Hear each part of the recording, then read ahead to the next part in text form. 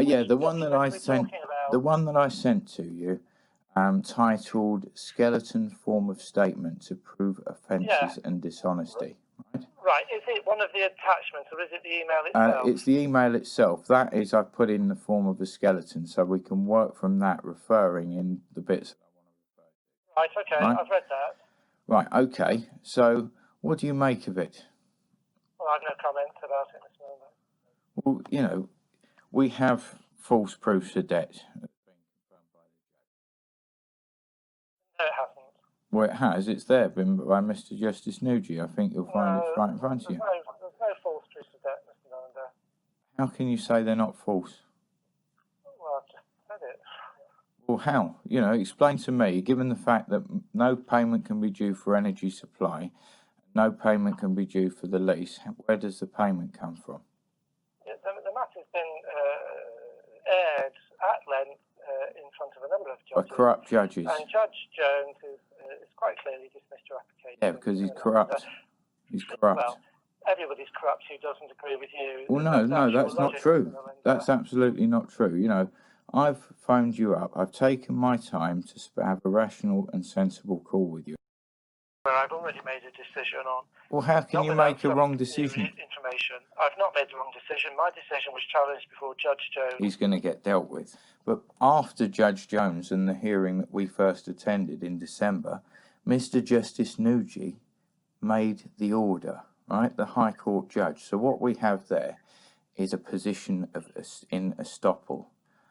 I refer to that order. And what Mr. Justice Nugee says in 5 points, it makes it blatantly clear that it was already tried in court, the basis of Middlesbrough's claims against the company. And the judge said, so he summed it off and he said, the upshot of that, as I've underlined it, was that Ewind was unable to generate any money. That meant it was neither able to pay rent under the lease nor pay what were quite substantial charges ostensibly payable under something called the Energy Supply Agreement, under which, if it was not supplying energy to Middlesbrough, it had to pay the figure of 8 pence for each kilowatt.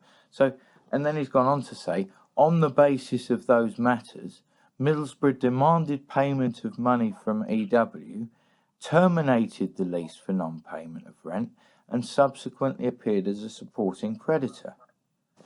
You know, it can't increase from 256,000 to 4.1 million without a turbine. Simple position.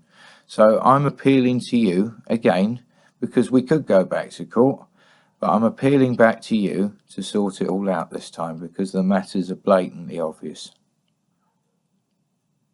Well, I've given you my position, Mr. Millender. I've made my decision on the proof of debt. I've marked it as objected to, which is what the rules require me to do. So now then, and that's all that's happening. Okay, so then, I want to appoint another liquidator. So, what would you need me to do in order for me to do that?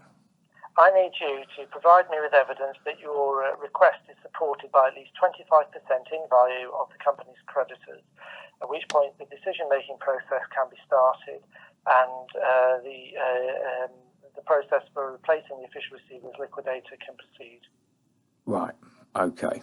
So you need me to provide you with proof that I'm the creditor? Is that what you're saying? No, I need you to provide me with proof that 25% of the total value of the creditors of the company wish to have me removed as liquidator. Well, that's me, isn't it? I'm 25% of it. No, you're not, Mr. Miller. Am I not? Who is then? Well, Middlesbrough Football Club are something like 85 or 90% from memory. Yeah, but they're not, because the claim doesn't exist. How can you put something in that doesn't exist? Middlesbrough Football Club are the overwhelming majority creditor. They hold more than 75%, and therefore, unless you can get Middlesbrough Football Club to support a request, you cannot garner the necessary support. Right, because they've even admitted it's false. Even Staunton's admitted it's false. The Bar Standards Board have admitted it's false. Everyone's admitted it's false. So why are we having this debate on something that's false?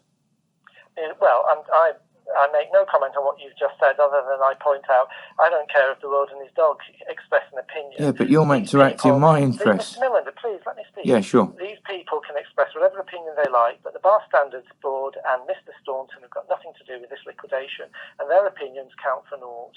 The position is I've followed the law to the letter. It's as simple as that. My decision's been challenged by you before the High Court, and the court has upheld my decisions, and they've dismissed your application.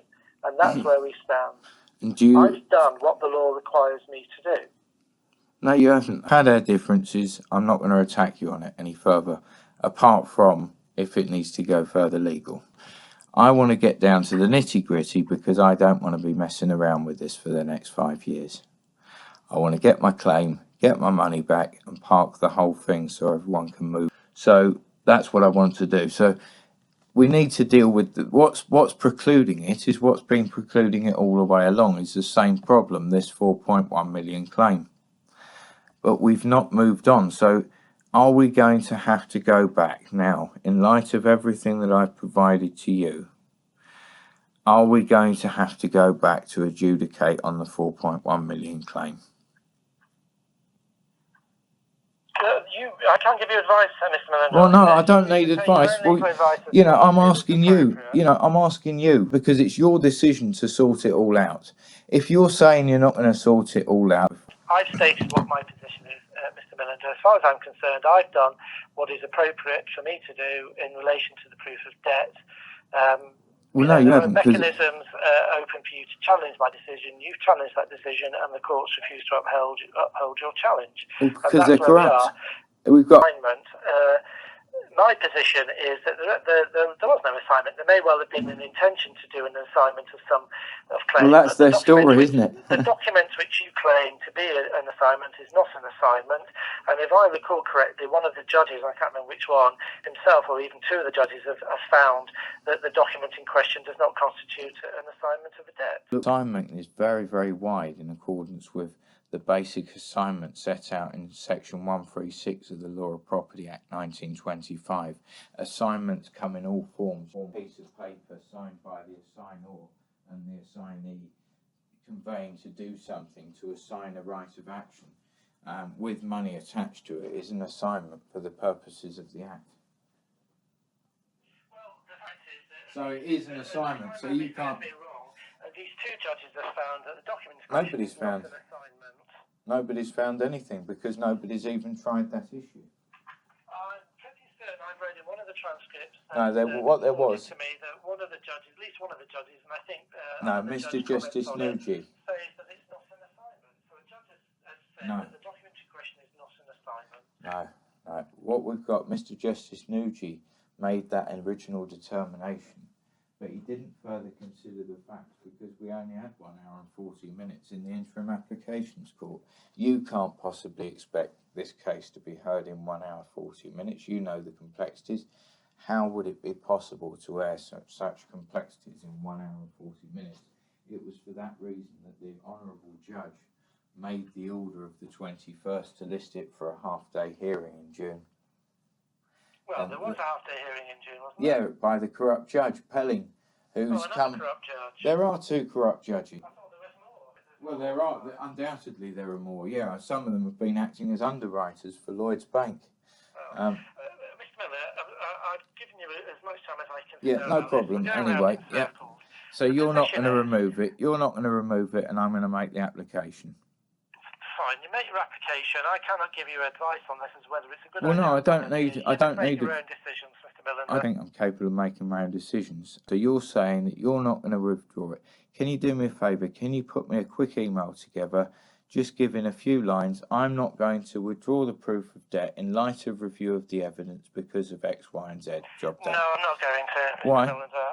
It's perfectly clear that I'm not removing the proof. Well, this is all being recorded. This call's being recorded, so you're not going to help yourself by being obstinate about it. Because at the end of the day, that you're recording this call. I record all of the calls. You never said that at the start, did you? No, I record all the calls, and I told Mr. Did you say at the start of this call that you were recording the telephone call? I did, yeah, because I did actually, because I told Mr. Gould. No, you didn't, Mr. Millender. I'm sorry. Listen, I've given you enough time, and I'm not speaking any further on this matter. You must do what you choose to do. But the one thing I would say, could you please stop pestering my staff? There's no point phoning Mr. Bryce. Mr. Gould. He's not going to be able to assist you. The only person who's in a position to make any decisions on this case is me. So there's no point. So we're going to have to remove you then, aren't we? Well, that's your decision, Mr. Miller. Well, no, it's my decision. Do what you must do. Because you've been stealing from me.